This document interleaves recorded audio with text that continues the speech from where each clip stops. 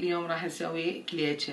عندنا الكليجة هنا كيس طحين، هنا ملعقتين سكر، فانيلا وباكيت وبيكنج باودر باكيت. هنا ايش خلينا؟ حليب وملعقة خمرة صغيرة وملعقة شكر صغيرة وملعقة ملح صغيرة والحليب وياها. هنا عندنا زيت سمنة أو زبد. نخلي كل الكيس طحين وياه 2 كوابة سمنة أو وياها دهن. هنا عندنا المي خاف نحتاجه ويا الحليب من نعجن. هنا عندنا الحشوات سمسم، هنا مبروش حمصته على النار، تمر، وهنا حلقوم. وهسه راح نروح نعجنها وياه.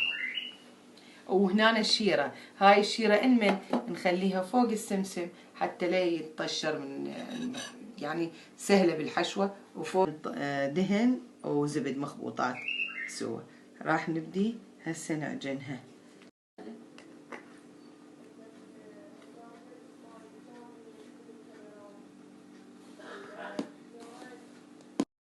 سويناها بالدهن والهيل هيج. هسه راح نحط الحليب، راح نعجنها، حنتركها نص ساعة ونجي وياكم نحشيها بإذن الله.